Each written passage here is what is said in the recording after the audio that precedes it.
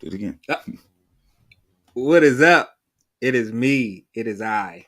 I am the greatest there is, the greatest there was, and the greatest there ever will be. I am greatness personified. Myself. Yes, yes, Stoney greatness. And I am here with the man of the hour, the myth, the legend, the activist, What'd you say? the author, the conqueror, That's my next tattoo. the educator, the entertainer, the prognosticator,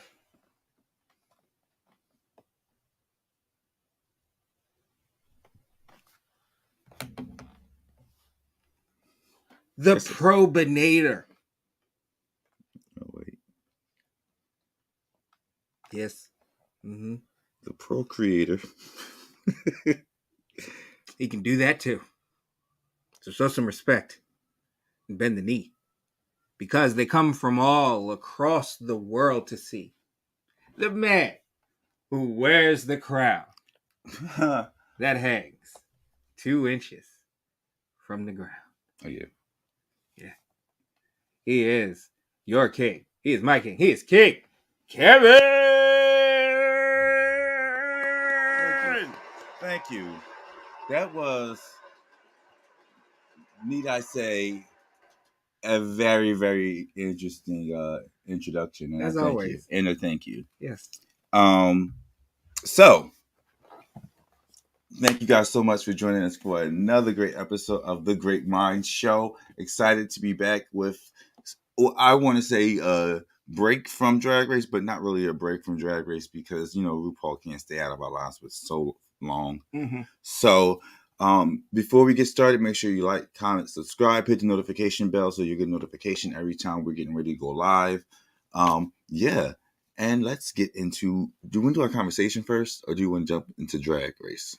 So let's break it up. Let's break it up. Let's We do our need to. conversation. Let's do our Okay. conversation. Sounds first. good. Yeah. So we're going to discuss, because RuPaul just announced the All Stars that is starting on May 21st, I believe, or something like that, around there somewhere. So a month from now. And we're going to discuss it. We're going to give our opinions of the queens in 3 words or less, and it's going to be epic and awesome and fun for everybody. So make sure that you like, comment, and subscribe here. But we're going to start off with our typical discussion that we typically do. We always like to have a discussion, and I know that it hasn't been our regular format, but King Kevyn and I, we like to watch the social medias and see what pops up, and things that sound interesting to us. We'll discuss, especially if it intersects in our wheelhouse of being, POCs, and also, part of the LGBTQIA, plus community, That can go on forever. Yeah. So we have come across a story, or you came across a story, where there was a video of a man who explains, a black man, okay, who explains. It says that man explains to women on TikTok, men are DL on the down low, all right, because they are not given a safe space to share their past experiences with men, but women are given a pass being with other women because society says that it's okay. And listen to the video, and he does have some very poignant points on that front, because it definitely is, way more acceptable for, women to be curious and explore, same sex, encounters, more so than men, and can be open about it. Mm-hmm. And so there's the one thing that's always been the thing where we in the gay community would say, hey, women have it so much better because straight men fantasize 2 women being together. they don't have the same stigma or shadowy cloud that hangs over them for having a same-sex attraction or interaction. On a lot of fronts, it's praised. Um, so there's always been this double standard that I don't know if it was created by straight men or straight women. Now I know in the black community, more prevalently, you'll hear women say, if he's gay or ever mess with a man, I just can't do it. Mm-hmm. But they will play lick the kitty and not feel a way about it. Mm-hmm. So I wanted to like have this discussion because I think that there is a double standard, and in the gay, and it's a shame because in the gay community, a lot of gay men give DL men a hard way to go.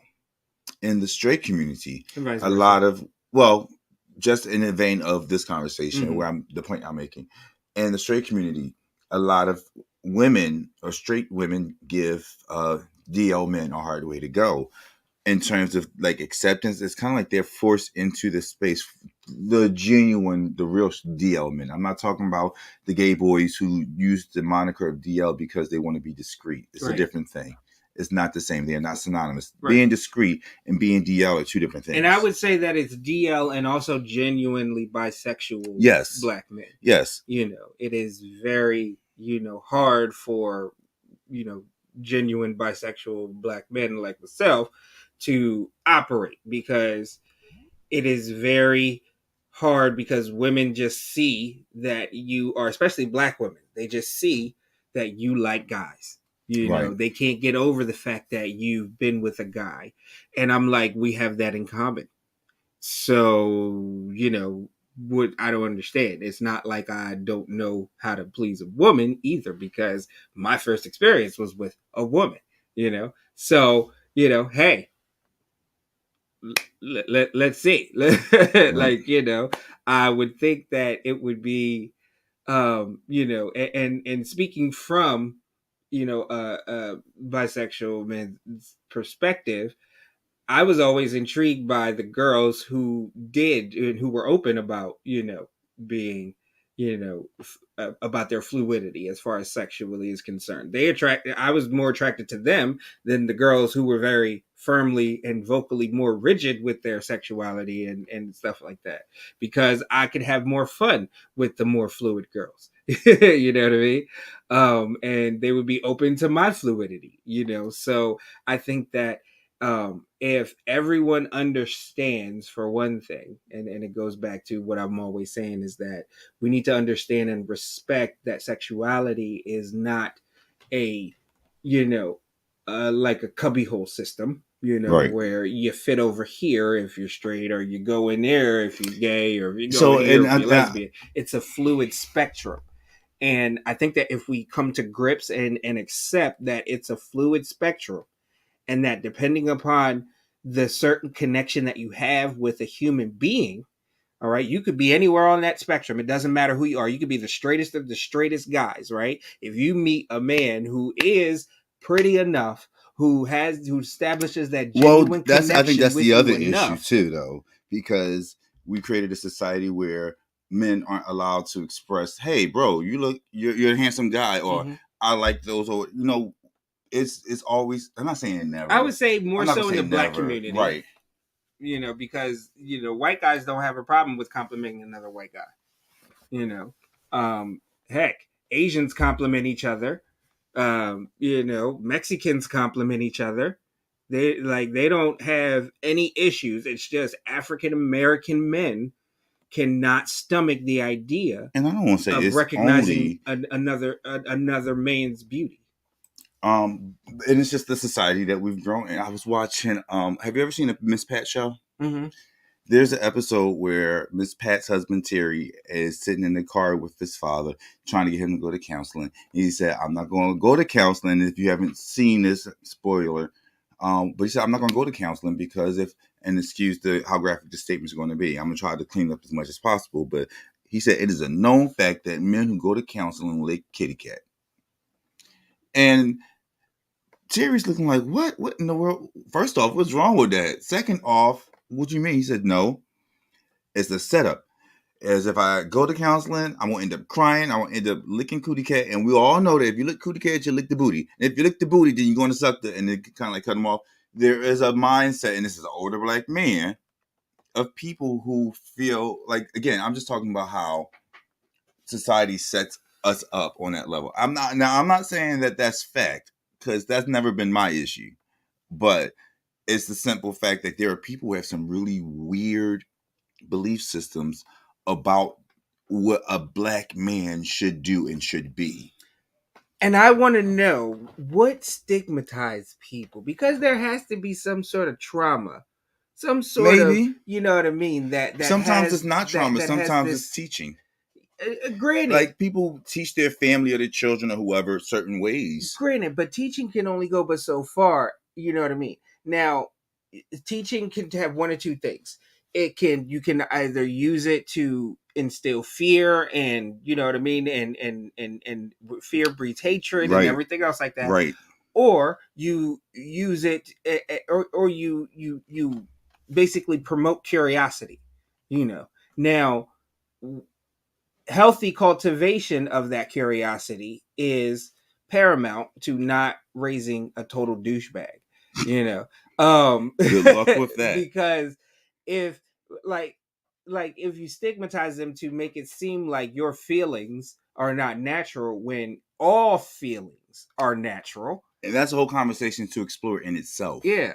And I think that that's the thing, honestly, is the double standard, is because, again, women, it's acceptable for women to feel. It's acceptable for women to have the feels. And I right? think that's how we create But men, this toxic we can't masculinity. have the feels. I saw somebody said this page was talking about there's no such thing as toxic masculinity, and I'm like, okay, that's spoken by from There's someone. Levels of right. There are certain levels. There are levels, and to masculinity and toxic masculinity is a deeper level of what I call overall masculinity, because at certain levels, masculinity can be toxic. You know what I mean? But in certain levels, masculinity is necessary. It is necessary to the healthy. I feel to the health of so. The society, another period. statement in that show where Terry was saying something to his mom because she was apologizing for something, and he's like, "Your apology it's sour when it only serves you." So when I think it's toxic when it only serves you. Masculinity is a beautiful thing. It's one of the core bases of life. You can't have life without that masculine element. You need the masculine and the feminine. And I feel like in our community we over praise certain types of femininity or testosterone in men or whatever, or and I'm separating the two. I'm not saying both, but it's like we kind of put this pedestal on a black man that you have to be hard, you have to be rugged, you can't do this, you got to play sports, and you got to spit and chew tobacco, depending on where you come from. But it's like there are some things that we have stigmatized as manhood, and it's just stupid. Right. But like, yeah, like and that, like I said, and what that does is that basically fosters an environment where guys who genuinely are bisexual aren't comfortable with exploring those feelings, confronting those feelings, and accepting those feelings. Mm-hmm. And then what that does is that leads to people leading alternate lives, people holding secrets from their loved ones when they shouldn't, and I think that, we just need, as a community, to just be happy with whomever your child chooses to love. You know what I mean? Or the fact that just be happy if your child finds love. Exactly. Because there are so many people who go through life, just, grasping at meaningless, connections all the time, honestly. And they're hurting themselves. And that's because that's the only thing that they know, because their feelings were shunned and pushed down, and they can't, they're not free to explore those feelings, so they don't understand how to, I want to take a quick break to say to everyone who's just joined us, our conversation, we're going to talk about RuPaul's Drag Race in a little bit, but before we get into the review of the new castmates, We're talking about the double standard that is in the black community specifically, whereas two women could have or a woman can have a history with another woman and be accepted by a man. Like, well, most men be like, okay, yeah, I don't mind. Heck, you can still do your thing. It won't bother me none. But on the flip side of that, if it was a man who's had an experience with a man, the woman would like, oh no, we don't touch that. Like, stay away from us. So Mm-hmm. the conversation is about how DL men are kind of like put in this box where there is no safe space for them, and that's why DL men exist. And I Yes. would have to agree with that. And ladies, please let us know in the comments. I would love to hear your feedback. What on is this. your stance personally? Or what is the consensus amongst you and your girlfriends? When it comes to dating a guy that is openly bisexual, or even somebody that is where it may be known that they're on the DL. I mean, if it's known, are they really DL? Well, you know how it is. You know how it is. It's a lot of people out here that are known, and Still, yeah. they firmly believe that no one knows. So yeah, but yeah, let us know in the comments. Share, like, subscribe, all that, so that we can keep this conversation going, and also promote conversation, because you never know who in your circle could be grappling with a LGBT minor, and hearing from folks within the community, who are in good spaces, who have seen both sides of the world, as far as the community goes, with the dirty, seedy side, Right. and then also the good, positive sides and everything else like that. You guys can lean on us as Right. far as maybe taking a little bit of direction on how to handle that. So don't berate them or make them seem like their feelings don't matter. Definitely have an honest conversation with them. You may not understand it, and that's okay. Just don't be hostile with it. It may Right. not make sense to you, but it's not for you. It's not for you to be able to make sense of, because it's not for you. Right. That's the way that I going to be think loved. that makes me want to go into the vein of a whole different type of conversation, but it's like just try to connect with people's humanity, because sometimes people are different and we don't understand their differences, but we should learn that our humanity makes us the same. Like, that's our common denominator when it needs to apply. But I'm not going to let you guys off the hook that easily, because I really want to know why people have this double standard. Why is it okay for women to have past experiences with other women and still be accepted, but maybe I should have more women on the show for this part. Yeah, we should. Because I would really like to know why it is that this double standard exists. Because again, black men in general already have the stigma of, it's such a dirty thing. It's such a vile, disgusting act.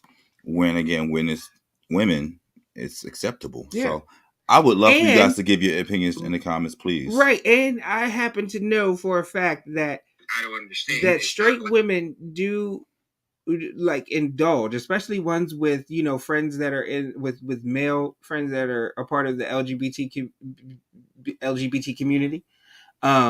They do enjoy looking at gay porn. That's the crazy part, because I have met plenty of heterosexual individuals that identify as male and female who have been fans of my work.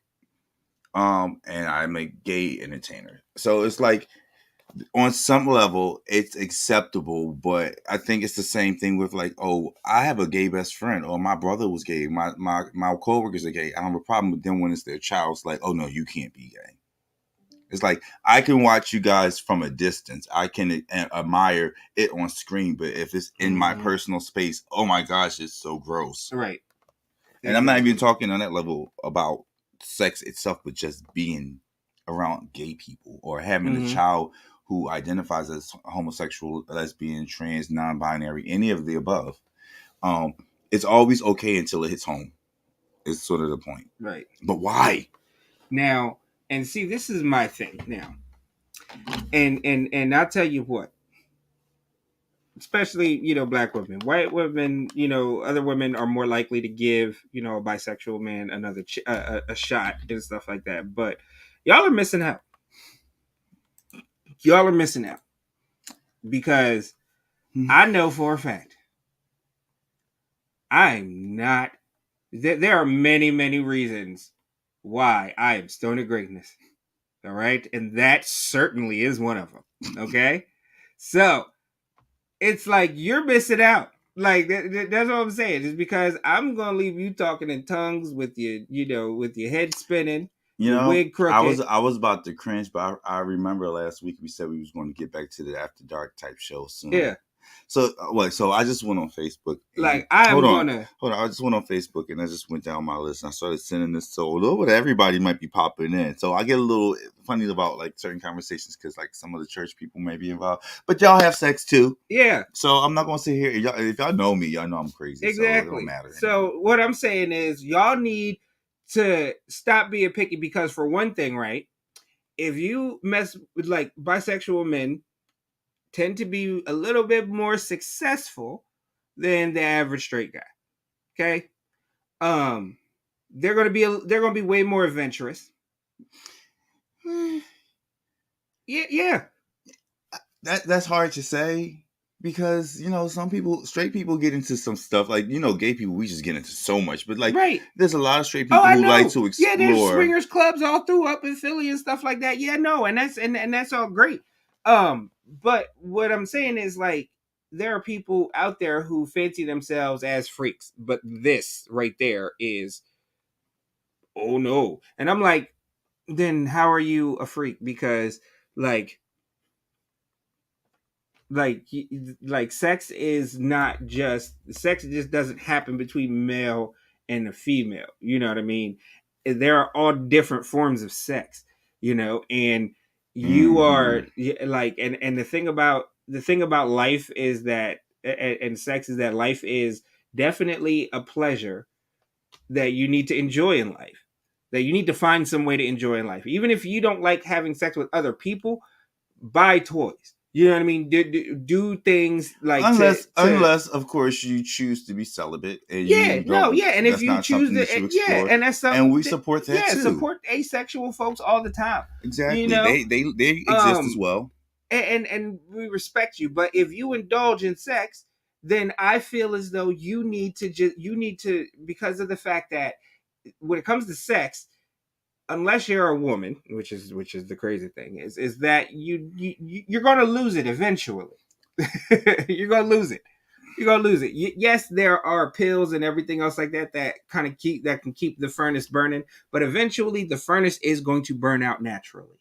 So eventually you might as well get as much mileage out of that locomotive as you can before the wheel falls off. That is a way to look at it for sure. I'm like, enjoy it. Take every train that you can. I would change that. I would modify that a little bit. And I'm like, so I'm reading a book called The Ethical Slut, and in this book, it talks about these types of relationships where you have different connections with different people, and you openly explore your sexuality. You explore it with multiple people or just your partner, however it comes along. So I do want to be open-minded to the fact that there's so many different ways to explore it, but just as much, you could do almost nothing. Like sex could be a conversation. Yeah, no, and I get discovered. It. Whatever floats your boat, indulge in it. And the thing about it is that I think that a lot of people are also afraid because they've been taught that it's wrong, you know what I mean? Right. To go down a rabbit hole of pleasure that they may be curious about and want to explore, but they've been told for so long that it's wrong, that, like I said, fear breeds hatred. And that's the thing that's what they're battling. They're battling that fear and that hatred to where it's holding them back from exploring their curiosities and opening up their, pleasure palette, because everybody should have a diverse pleasure palette. You know, I'm like sex You know, to me is like food. I was about to Try say it twice. Oh, well, that too. But I was Try about it to say, twice. the food pyramid of Yeah. like the things that they say. I think I'm gonna create a sex pyramid. Yeah. And it's more so of, and this for me, it's a spiritual thing. It's not just the physical. Like on a base level, yeah, it's very physical. It's very primitive on some level. But then as you move up in the hierarchy of what I call the sex pyramid, at the very top, it's nothing but spiritual. Right. But there's And it things doesn't involved matter with if there it's are you, emotions involved or not. recreational, intimate, Mm-hmm. like I said, spiritual, explorative. Like there's so many different things that a person can get into that is safe and comfortable, but yet still pushes the envelope for you. So I think that's something that I need to do. Let me make a note of that one. Mm-hmm. That's a good idea. Yeah. I'm seriously about to make a note on this. Sex pyramid, born right here. You guys saw it. Copyright, GreatMines Productions LLC, circa. Was it April 23rd, 2023? All right. There you go. It's recorded. Can't steal it. So, but yeah, so if I can spell, why can't I spell this word? Got it. Yeah. Yeah, and it's different pathways to get to that euphoric, you know what I mean? But yeah, I definitely think that if we popularize that and made it, you know what I mean, we'll do that, and you guys will share it, and we'll change. Give the me world credit for from this. Right don't y'all start using my stuff and not giving me credit. Right? No, give us credit. Definitely give us credit. No, so more people have joined the conversation. So before we go to our other topic, I just wanted to reintroduce what we're talking about. We're talking about the double standards when it comes down to DL men. Yeah. How sexual fluidity. Fluidity, definitely. That's a perfect way to put it. Oh God. Y'all killing me. I love it. Thank you. Hers. Thank you. Anyway, so the conversation that we stumbled across was a man talking about how the DL men essentially exist because there is no safe space for them, because basically they are bisexual men who experience sex with both men and women, but women would prefer to not deal with a guy who's had a past and with men, whereas men are like, it's okay, I don't mind. DL should be banned from America. I disagree. Yeah, no. Just the same way saying gays should be banned from America. Yeah. And we're just, we don't understand. Yeah. Think about this. Now we know that within the gay community, again, there are those people who claim DL, but they just want to be discreet. Some people want to be messy. We get that. There's that population of DL, and then there's a population of men who are just completely DL. They not because they're trying to get over on anybody, but they know like the opportunity even to pursue a relationship with a female is slim to none if she knew that he was bisexual. Right. And they're not comfortable, you know. And people are placed in situations. Yeah. Now, I have a model of my own, which is be upfront and honest about shit like that. Don't put me in a space where I have to find out and you're ruining my life or I'm ruining your life. I think a DL man dealing with a woman, or a man for that matter, should be one of those conversations that you have at the beginning of the interaction with the person. Maybe not like the first night or the first date or first conversation, but before you guys start to build, like you should have that conversation. Can we get to a point where there is no need to be DL? That's the point. And that's where we need to be. We need to be. But how do you get there? We have to promote acceptance. And that's the thing. We have to promote acceptance of love in all its forms. Like we can't just keep, stigmatizing the fact that you something that I've learned boys and girls. Something that I've learned though, we in the gay community can say, hey, let's end the DL stigma or the need for anyone to be DL, but that's going to take work from the straight women. Or even bisexual women, because there's bisexual women who will not deal with a man that deals with a man. So it has to be a collaborative work. It's a community job. It's not just on one sector of people. I want to read this. Troy gave us a lot. I'm thinking of the many different directions, circumstances, and feelings between genders and conditioning. People defend their own, sometimes blindly, and not others. Also, of how I'm different from anyone I've met. Add to, I'm a former celebrated program coordinator who was accepting, not to use the seemingly harsh word tolerant, of the gay spectrum. DL men seem to split, forced into a corner, conditioned to not be gay. I'm highly sapiosexual, only sexually interested in. So that was one, that was a lot. And that was very well said. Thank you for that. Then we have, what good can come from playing games and going overboard? I'm out of the closet. I'm out of the closet since 2004, and it's hard because everyone wants to be silent. I want to talk about that because that was my stance for so long. It's like I I made the decision to come out to my mom and the people I came out to. I made the decision to become public about my status, to just say, hey, yeah, I'm an adult entertainer. I put myself out there. Um, And because I grew comfortable, I felt like everyone else should be. And honestly, that's not the case. I can't expect everybody to be as transparent. And I'm not even going to hold people who aren't as transparent as I am because this was my choice to do so. Um, it's easy to say, okay, I'm out, so you got to be out with me. I can make that a preference of mine that I will only deal with people that way, but I can't demonize a person for not wanting to be out because you don't know the circumstances around their life. Like if there was a kid that wants to come out so bad and their parents are taking, say, okay, I don't want to hear nothing about that. I'm paying for your school. You got a place to live. Go to school, have stability. Is it that important to come out in that moment? And I'm not saying that you should or you shouldn't, but I think you should really think about the circumstances surrounding a person who can't come out because it could depend on their life or death. It could be a life or death situation. So, sometimes like we all get tired of the games. No one wants to deal with the games that come along with it, but you never know what that person has to deal with on the other side of dealing with you. Right. Yes, you can't. I would say that my last major relationship was, situation where I was transitioning from being closeted and then coming out because of issues within that relationship and everything. And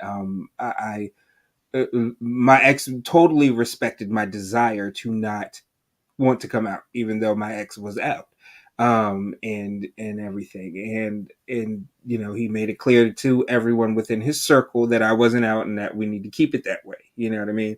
And I think that people need to respect that because I wasn't ready. At the time when I knew that I wanted to date this But guy, see, that's but the I next wasn't ready thing. to tell everybody about my business. Some people are in this. Go ahead, because I cut you off. Well, no, and it also goes back to how I was raised, and I don't want to paint it like I feared, for my safety. You know what I mean? Like, yeah, I knew my parents weren't going to like it, or be total fans of the fact that I was bisexual, but at the end of the day, I figured, hey, they're not going to kill me. I wasn't worried about them killing me over it. The worst thing was that they would kick me out, and then I would just have to use my smarts to to survive, and I was fully prepared for that. Good thing is that I wasn't forced out of the closet until like I was around like 22, All right, and that's 23. leading me to a point I was going to make. Right. And it's the whole idea of being forced out of a space or forced And into a space. We all get there.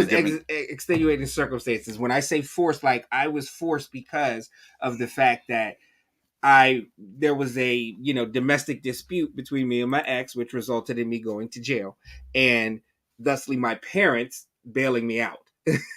So that's how my parents found out, them bailing me out, and then me having that conversation with them, after them bailing me out and everything, like, hey, yeah, so right, Sorry. this happened, this is why we kind of knew. Okay. All right. And then that's kind of how it went. And then we just moved on because it was either, you're going to love me and accept me or be without me, and I was perfectly fine with either one.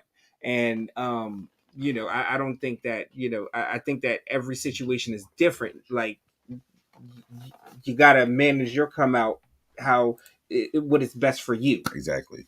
And just to elaborate a little bit more on the point that I was going to make was the fact that some people get to like none of us.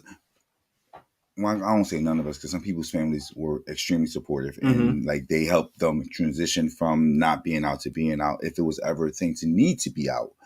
But all of us at some point either had to make that difficult decision or that opportunity, our voice was taken from us by someone else outing us or some other circumstances outing us. But the point is, like, we all get there when we get there.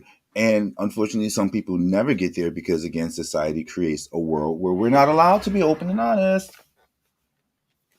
Go ahead. You can go. I'm sorry. I agree. And let's normalize organic sex positivity.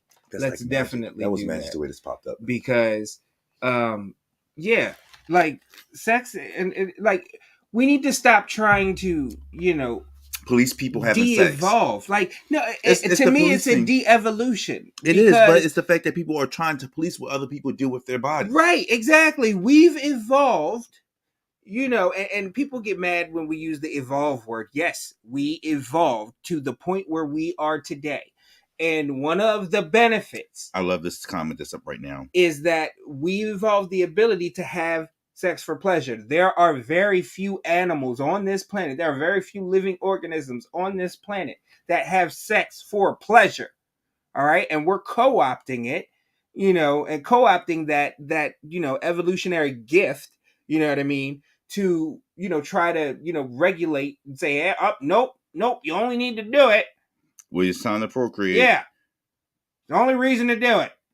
No. I want to talk about this comment. Because we want to. I want to talk about this comment here. Some people make choices first and then we have to make choices after that. And that is so great that you said that, Zell, because you think about like all the upbringings that we have and we're taught how negative sex is. Like growing up, I didn't hear any sex positive conversations, which most of us haven't grown up. There was never a conversation about how beautiful or how passionate or how intimate it could be or how valuable it could be. You weren't supposed to hear it. Right, because it wasn't a conversation that you were supposed to be privy to because you're supposed to stay in the child's place. Right. So, yeah, I love that you said that but we have to make the conscious decision. There's people who hold on to those old traditional beliefs, suffering and struggling with life because of it, and refuse to let go. And hey, if that's what you choose, that's your choice. But I would say learn how to let go of some of those old things so that way you could actually learn to enjoy life. Like sex is only a part of life, but it's a beautiful part of life. And it's the only part of life that can create another life. So it is what it is. And again, it's a gift that we can do it for pleasure, explore, because we have that ability. That is what makes us different from a lot of animals. You know what I mean? Like explore, because no one is going to know except you and the other person you was exploring with, and then you don't have to say anything. It's not like who's running down the street screaming. I mean, you got some people who do who they be doing, and then don't do them because everybody knows. Sometimes by the time you get to them, it's too late. And again, we all take that chance. Like you take a chance when you get on the highway. All right. You and your analogies. I'm just saying. Take a chance and play in traffic. See what happens. There is a chance that somebody. No, I'm not saying that you're gonna. There's a chance that somebody could be drunk and then they run into you, and it could not be your fault. It's just that we all take that chance every day that there's going to be something. It's a 50-50 shot, something bad. What you can do is definitely, like I said, just put yourself in a situation to try to mitigate those odds. But you can still explore. Like, there isn't anything that says that you can't explore. Go down the rabbit hole because you might like it. Let someone go down your rabbit hole. You might like it. So that's a scary thing to say. Certain things I feel I know damn well I don't need to try. Yeah, no. To realize that it's not for me. Oh, yeah, definitely. So I would definitely encourage you guys to know yourself. Within your means and your boundaries and stuff like that. There is and should be an evolution as far as sexual pleasure and understanding. We are always students and can stand to learn. Yeah. I 100% agree. Teach me something I never knew. And that's on every level, because sexuality is a beautiful thing. It helps with your identity. It helps to build things that it's connected in ways that you wouldn't even realize it is connected. And that's why it's such a sad thing that so many people are sexually suppressed. And I'm not saying you have to be a hoe or a slut, and I don't use those terms in a derogatory way either. You could be even celibate or only having sex with yourself and still have an amazing sex life. Right. So, something to explore. Once we talk about the sex pyramid, I'm going to get into that. Right. Anyway. Put a pin in that. Stay tuned for the sex pyramid. We're moving on. We have to move on. Before we move on, thank you guys for that conversation. That was great. Like, share, subscribe. Please. Next part of this conversation, we're going to jump into one of our favorite TV shows. I didn't realize it was a favorite until it was a favorite of mine. It's been seasons since it's become that, and that's RuPaul's Drag Race.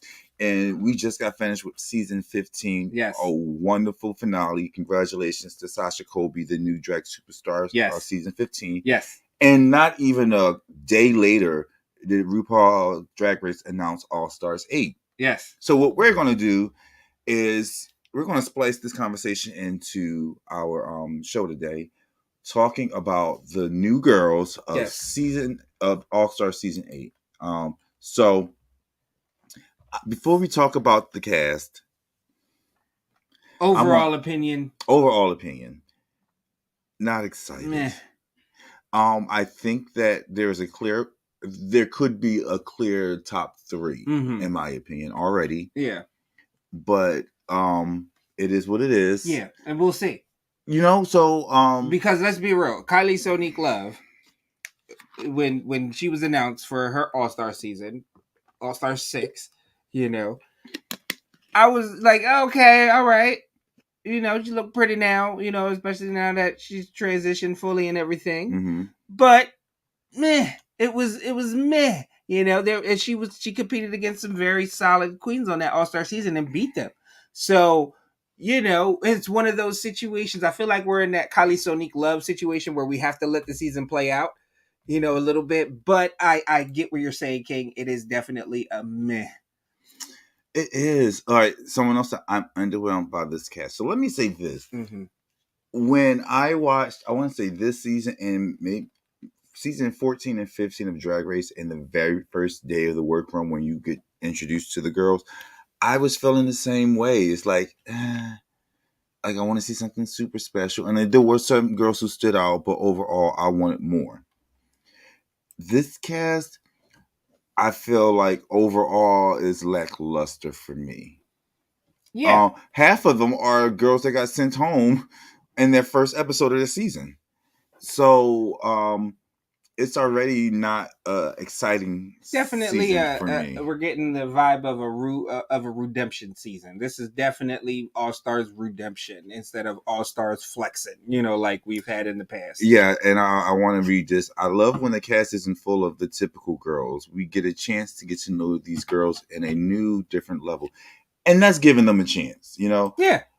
I'm curious to see how James Mansfield does. I'm curious to see how Lala Ree and Candy Muse do. Now, Candy Muse was a finalist in her season, regardless of if we liked it or not. She was.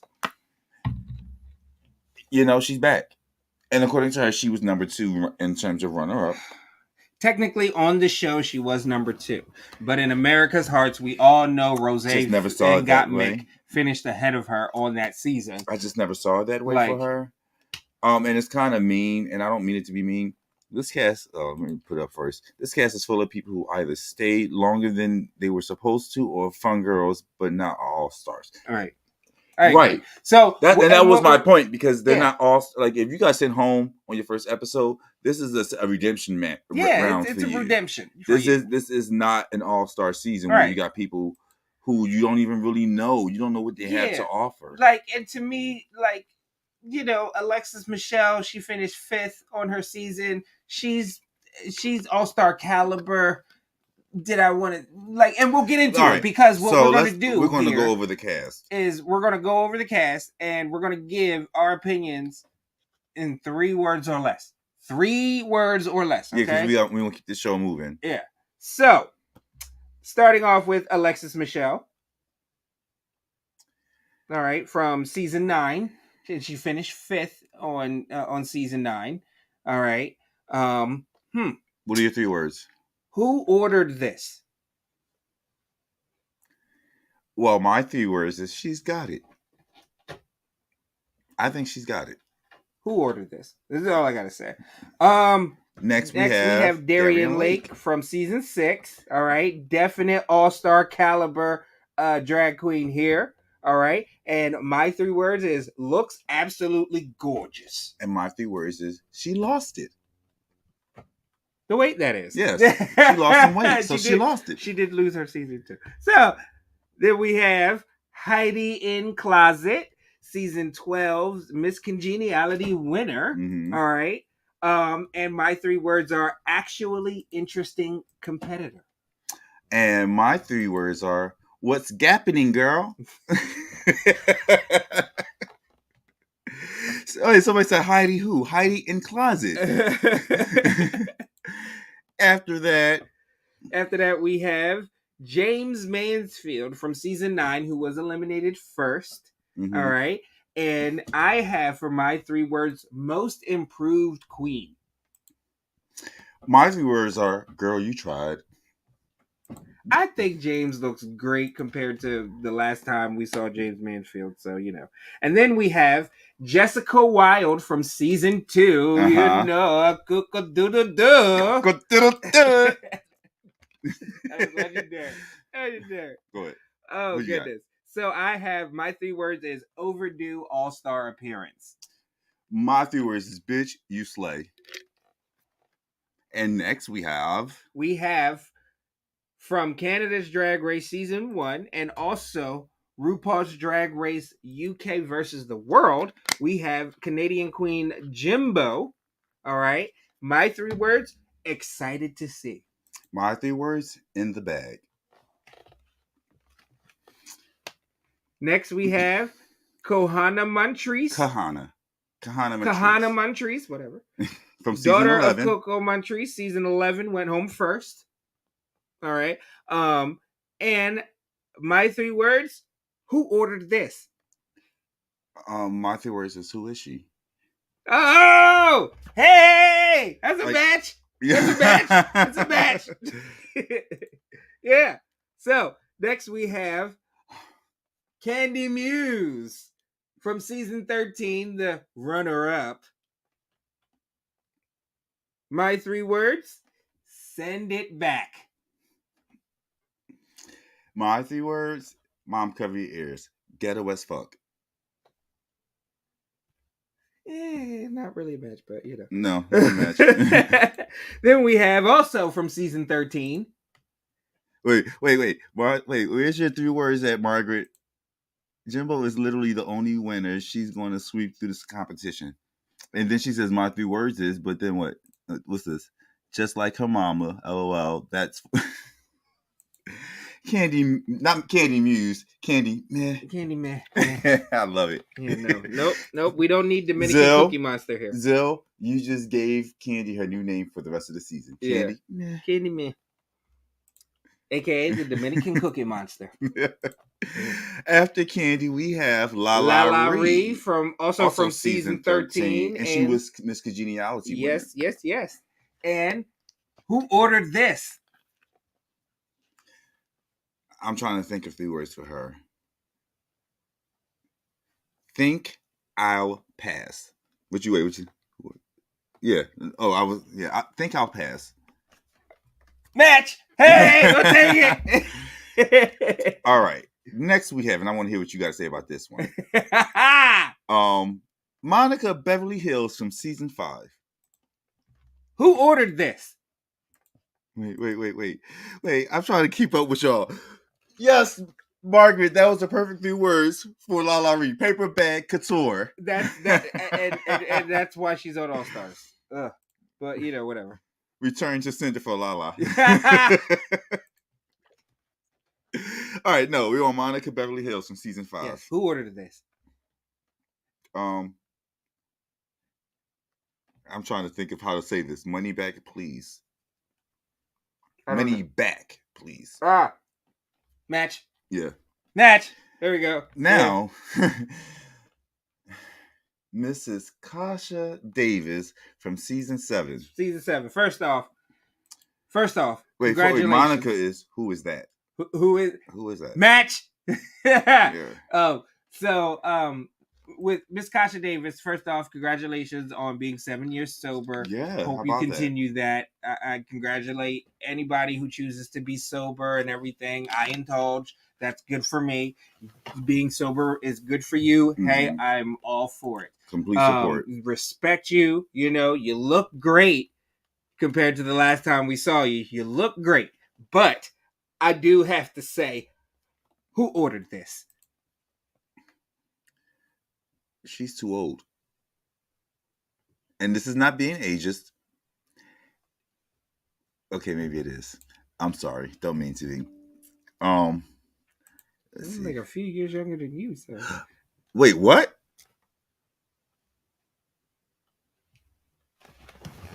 Welcome to the Kevyn Show. Oh God, so now you done messed the angle up. There you go. We got it back. All right, yeah. Is everyone else booked? Wait. We missed some stuff because you call them people old.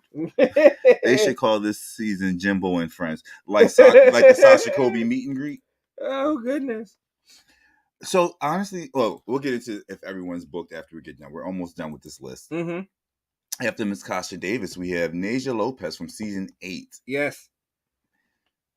And she is going to, my 3 words are her next title. Most eliminated queen. I wasn't going to say that. I was going to say she might win. No. I don't see it. I don't see it at all. I mean, listen to this. I gave very accurate predictions last season. Very. I see. I was off by 1. Right. Wait. Flatline.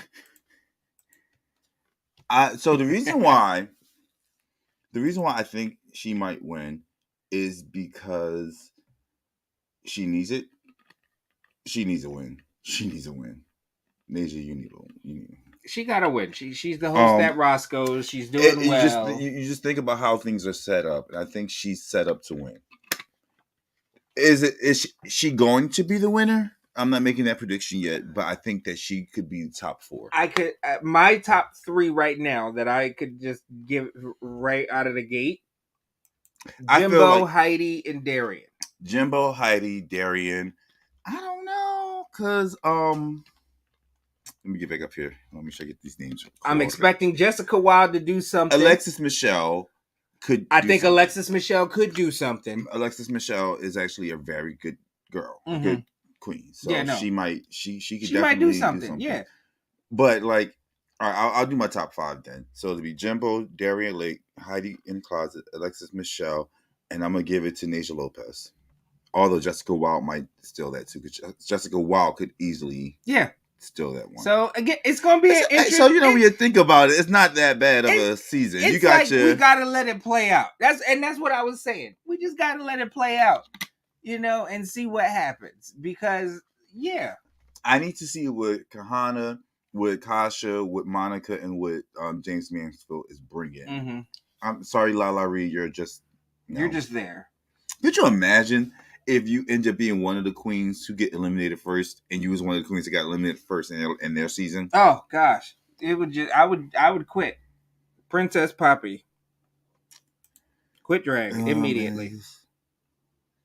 15 seasons, and this is what we come up with. Right, and the thing about it is, like, they had legitimate all-stars on past seasons that they could have easily brought back because they need another shot. Yeah.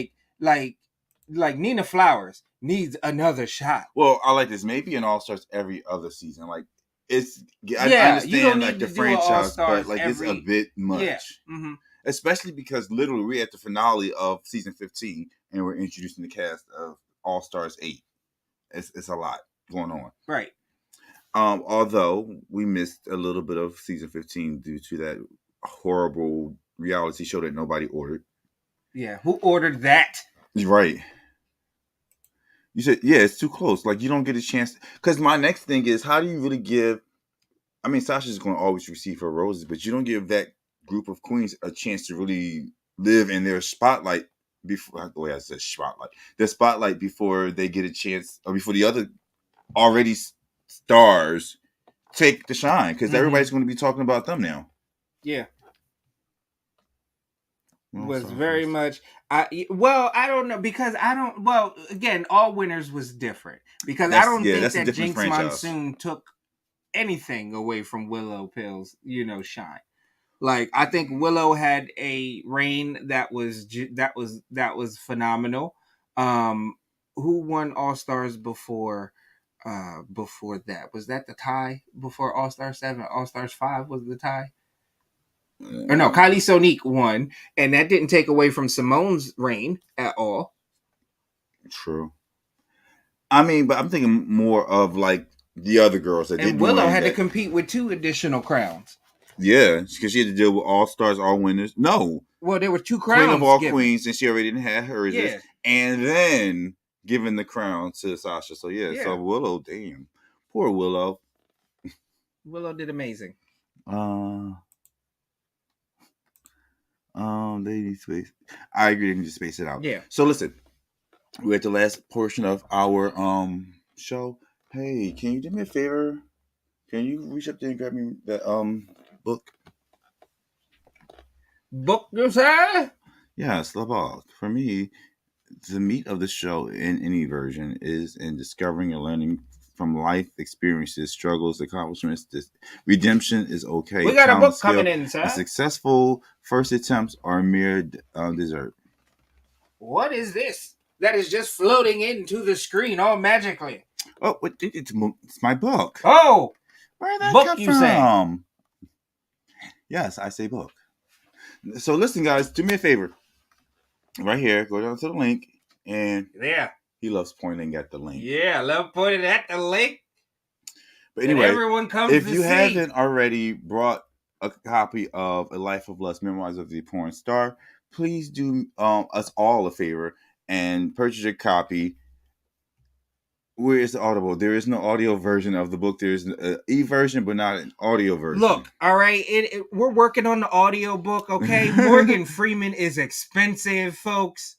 Like, and we need to sell more of these books so that we can get Morgan Freeman. Let's talk about that to do the audio book. Let's talk about that right there. Because how come through. I think we're gonna have a new creative director join our team soon. Talk about the movie, the stage play. Yeah, all that. Buy more books. All right, go to KevynM.com. All right, because who would love to have Morgan Freeman narrating some of the steamiest stories about this man and all of this down here? So if you guys go to the website, it's something I really wanted to show you. Right over here on creations, you go to A Life of Lust, and not only will you see a little bio about myself, not only will you see my book, but I have artwork up here that I've painted that is for sale. Yes. So go to the book. The book itself is $24.99 plus shipping. And if you want to check out some of my artwork, it is available for sale on the website. So you guys got a couple of things to look through. I really appreciate you guys for checking it out. Yes. Look at this. Yeah. Look at that. Cutaways and inserts and all types of production. Here. Will Jonathan Majors be playing me? Let's see how this case plays out. No. He said no. Morgan Freeman. Kevin needs to read it. I agree. Yeah, well, we can have 2 versions. But so yeah, go there now and purchase your copy. Let me get back to it now. And purchase your copy of A Life of Lust, Memoirs of the Porn Star. Yes. And again, check out my art. Yes. If you like it, buy it. I think Jonathan Majors is playing me in the movie, though.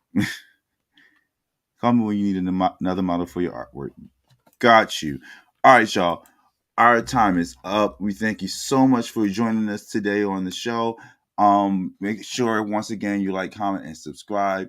Join us next week for another great episode of the GreatMines Show. Stoney, do you want to tell the people anything? Thank y'all for coming.